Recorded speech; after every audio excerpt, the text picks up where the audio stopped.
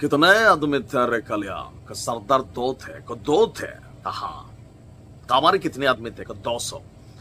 এটা খুবই জনপ্রিয় একটা ভারতীয় ছবির ডায়লগ।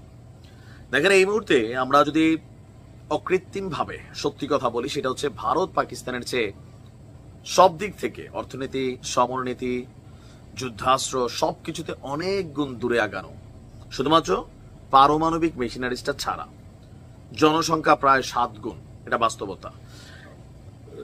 কিন্তু এই বিশাল পজিটিভ সাপোর্ট থাকার পরেও পাকিস্তানের সাথে যুদ্ধে ভারত অনেকটা পরাজিত হয়েছে।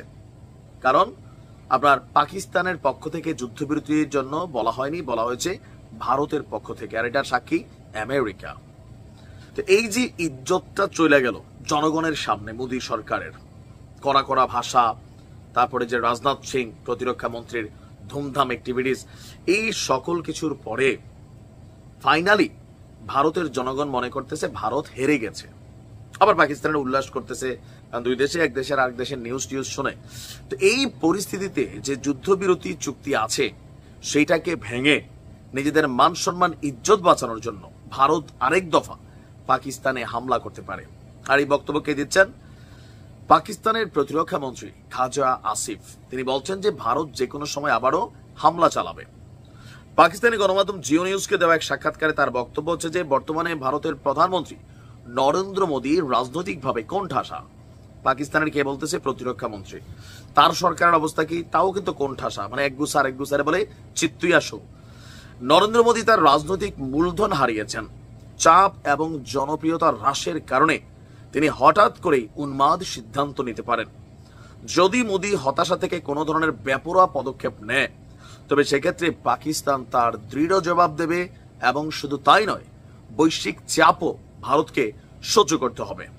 আসিফের বক্তব্য, যুদ্ধবিরতির জন্য পাকিস্তানের উপর কোনো বৈশ্বিক চাপ কাজ করেনি।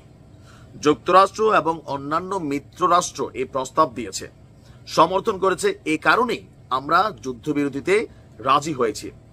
এখন ভারতের মিত্রদের উচিত হবে মোদীকে যে কোনো বেপরোয়া সিদ্ধান্ত থেকে বিরত রাখা। এখন মোদী কেন আপনার এই বেপরোয়া সিদ্ধান্ত নেওয়ার ব্যাপারে বা পাকিস্তান মনে করছে হামলা চালাবে, এর পিছনে বেশ কিছু কারণ আছে, যৌক্তিক অযৌক্তিক।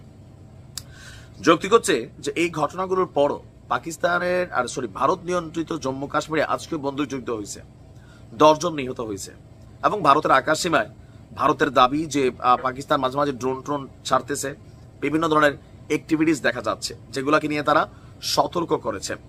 এখন মূল সতর্কতা আর প্র্যাকটিক্যালি দুই জিনিস।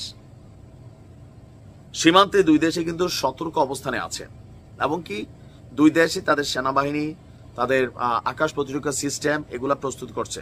তবে ভারত এই জায়গায় 2 ধাপ আগানো, অনেক ধরনের আকাশ প্রতিরক্ষা সিস্টেম ভারত সেট আপ দিচ্ছে, আর এগুলোকে অবশ্যই পাকিস্তান অবজার্ভ করছে। তো ভারতের এই যে আয়োজন, ব্ল্যাক আউট আবারও চলতেছে, আপনার পাবলিককে মহড়া দেওয়া আছে, তো সকল কিছু থেকে একটা চিন্তা আবারও সামনে আসতেছে যে ভারত যে কোনো সময় ধুমধাম আর একটা অ্যাকশন চালাইতে পারে। তবে পাকিস্তানের বক্তব্য, অ্যাকশনের পরে যেটা ঘটবে সেটা ইতিহাস তৈরি হবে। দেখা যাক কি হয়। ভালো থাকুন।